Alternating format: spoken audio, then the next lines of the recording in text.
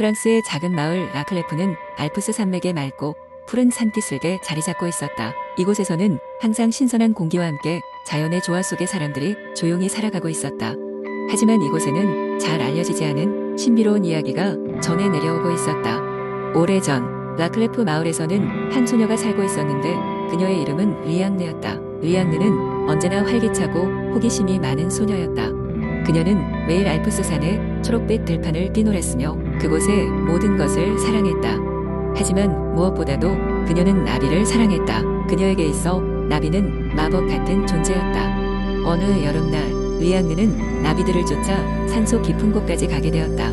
그녀는 노래를 부르며 노란 나비를 따라가다가 어느새 길을 잃고 말았다. 패닉에 빠져있던 그녀는 갑자기 어딘가에서 부드러운 목소리가 들리는 것을 느꼈다. 두려워 말아라. 리앙느, 알프스의 나비들이 너를 집으로 안내할 것이다. 깜짝 놀란 리앙느는 주위를 둘러보았지만 아무도 보이지 않았다. 그 순간 그녀의 주위에 있는 나비들이 빛나기 시작했다. 마치 작은 등불처럼 어둑한 숲을 밝혀주는 듯했다. 그리고 그들은 한 방향으로 날기 시작했고 리앙느는 이끌리듯 그들을 따랐다. 나비들은 신비로운 비밀 경로로 리앙느를 안내했다. 그녀는 나비의 행렬을 따라가면서 알 수 없는 매혹적인 장소들을 지났다. 아름답게 피어난 야생화, 조용히 흐르는 맑은 시냇물, 그리고 작은 새들의 명쾌한 노랫소리가 퍼지는 숲속 길을 걸으면서 그녀는 자신이 잊고 있었던 자연의 경이로움에 감동했다. 얼마 지나지 않아 리앙느는 산골짜기 끝에 다다랐고 그곳에는 평화로운 마을의 전경이 펼쳐졌다.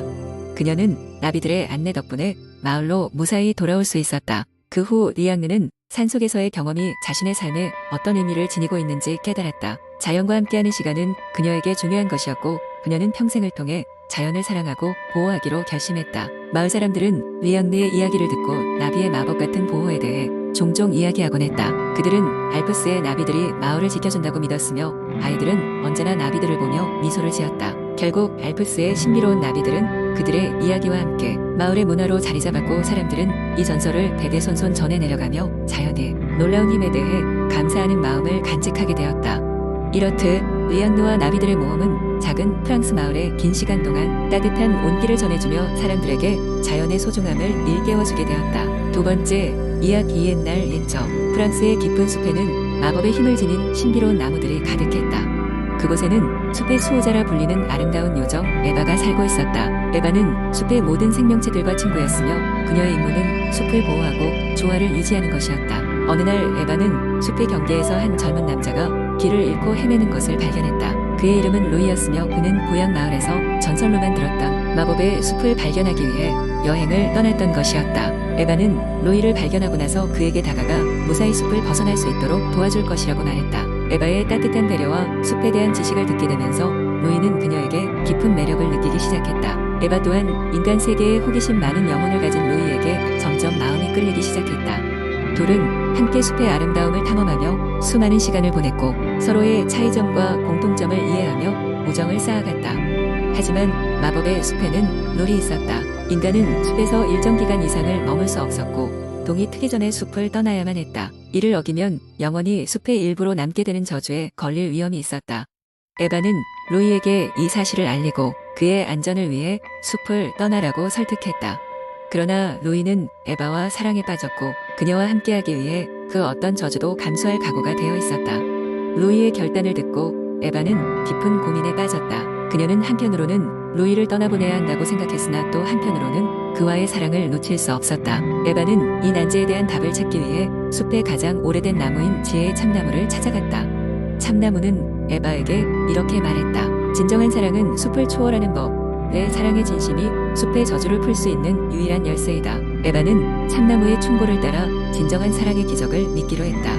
그녀는 숲의 규칙을 어기고 로이와 함께 있기 위한 계획을 세웠다. 그들은 함께 지혜의 참나무 아래에서 자신의 사랑을 맹세하며 강력한 사랑의 마법을 일으켰다. 그 순간 숲에 퍼져있던 모든 저주가 풀리는 기적이 일어났다. 에바는 숲의 수호자이자 인간 세계의 새로운 수호자로 변모했고 로이와 함께 마을 사람들에게 숲의 아름다움과 마법을 전파하며 평화로운 삶을 살았다. 그들의 사랑은 두 세계를 연결하는 다리가 되었고 마법의 숲은 더 이상 두려워할 곳이 아니라 모든 이를 환영하는 신비로운 장소로 거듭났다. 그리하여 에바와 루이의 이야기는 프랑스의 전설로 전해져 내려가며 진정한 사랑은 어떤 저주도 극복할 수 있다는 교훈을 남기게 되었다. 세 번째 이야기. 옛날 옛적 프랑스의 작은 마을 근처에 마법의 숲이 있었다. 이 숲은 낮에는 평범한 나무들로 가득 차 있었지만 밤이 되면 나무들이 은은한 빛을 발하며 화려한 무늬를 자아냈다. 사람들은 마법의 숲을 두려워했지만 동시에 매혹되었다. 어느 날 한 소년이 살았다. 그의 이름은 루이스였다. 루이스는 항상 모험을 갈망하며 마을 속의 평범한 삶의 지루함을 느끼곤 했다. 그는 늘 마법의 숲에 대한 이야기를 들으며 그곳에 가보고 싶어 했다. 하지만 마을 사람들은 숲을 위험한 곳으로 여겼기 때문에 루이스의 부모님은 그가 숲으로 가는 것을 허락하지 않았다. 어느 달빛 찬란한 밤 루이스는 감당할 수 없는 호기심에 이끌려 몰래 숲으로 향했다. 달빛은 그의 길을 부드럽게 비춰주었고 숲의 나무들은 낮과는 다른 생기를 띠고 있었다. 루이스는 나무들 사이를 걸으며 환상적인 풍경에 깊이 빠져들었다. 그는 숲속 깊은 곳에서 여러 가지 희귀한 존재들을 만나기 시작했다. 먼저 그는 은빛 날개를 가진 작은 요정을 만났다. 요정은 루이스에게 마법의 숲에 대한 오래된 전설들을 이야기해 주었다. 그에 따르면 이 숲은 옛날 마법사에 의해 만들어졌으며 그 안에는 인간의 세상과 다른 차원이 연결되어 있다고 했다. 요정은 루이스에게 마을과는 다른 방식으로 세상을 바라보는 법을 가르쳤다. 시간이 흐르자 루이스는 숲의 다른 존재들과 마주쳤다. 그는 지혜로운 올빼미로부터 별들을 읽는 방법을 배웠고 노래하는 나무로부터 자연의 언어를 배우기도 했다. 또한 그는 숲의 수호신으로 여겨지는 황금빛 뿔을 가진 순록과 친구가 되었다. 그런 존재들은 모두 루이스에게 세상을 새로운 시각으로 이해하게 했다. 하지만 루이스는 하나의 의문에 맞닥뜨렸다. 왜 숲이 마법의 힘을 가졌으며 왜 사람들은 그것을 두려워하는 것일까? 루이스는 점차 숲의 비밀을 밝혀내기 시작했다. 숲의 중앙에는 커다란 연못이 있었고 그곳은 모든 마법의 근원지였다. 연못의 물은 별빛과 융합되어 있었고 그것이 바로 숲의 신비한 힘을 부여하는 원인이었다. 루이스는 숲의 비밀을 알게 되었지만 그가 깨달은 한 가지는 숲의 마법이 사람들에게 두려움이 아닌 희망을 줄 수도 있다는 것이었다. 숲의 본질은 두려움이나 위험이 아니었고 다름을 이해하고 조화롭게 사는 방법을 가르쳐주는 곳이었다. 루이스는 숲에서의 경험을 통해 성장했고 마을로 돌아온 후에도 그는 숲에서 배운 지혜와 용기로 많은 사람들을 도와주었다. 그는 마을 사람들에게 숲의 아름다움과 신비로움을 이야기하며 그들이 두려움을 극복하고 새로운 시각으로 세계를 보게 도왔다. 그 이후로 루이스의 이야기는 마을 전설이 되었다. 마침내 사람들은 마법의 숲을 더 이상 두려워하지 않게 되었고 루이스는 모험을 통해 얻은 교훈으로 많은 세대에 걸쳐 기억되었다.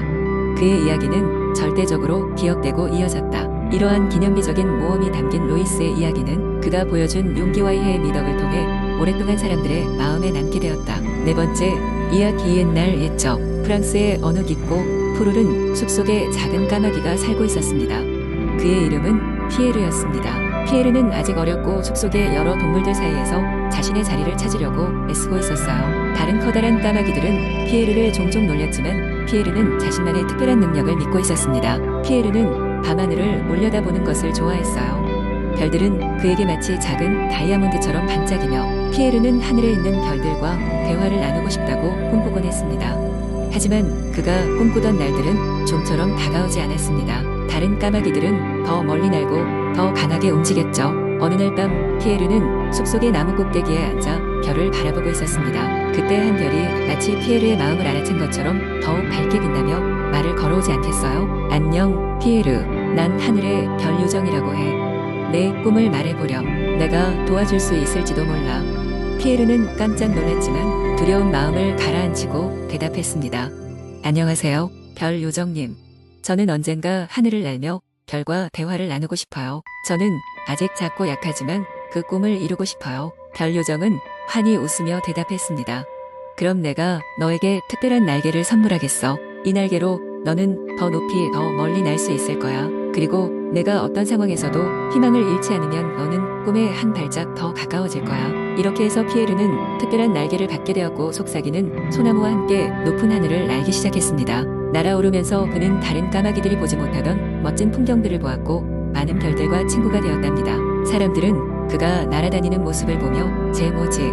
하고 속닥속닥 거렸지만 결국은 깜짝 놀라며 그의 이야기들을 듣고는 감탄했고 그동안 피에르는 용감하고도 친절한 마음을 키우며 숲속 모든 동물들에게도 우정을 나누게 되었어요. 이제까지 숲속의 작은 까마귀 피에르는 별들의 친구가 되었고 다른 동물들에게도 하늘의 멋진 이야기를 들려주며 가는 이들에게 희망과 기쁨을 주었습니다. 그리고 그 별 요정의 말처럼 결코 포기하지 않고 꿈을 향한 희망을 간직하는 것의 중요성을 알게 되었죠. 피에르의 이야기는 이렇게 끝이 납니다. 해가 저물고 밤하늘이 다시 빛나기 시작할 때면 우리는 숲속의 작은 까마귀 피에르를 기억하게 될 것입니다. 그리하여 피에르의 이야기에 감명을 받은 이들은 별들을 바라보며 자신의 마음속 꿈과 희망을 다시 한번 생각하고는 하였습니다.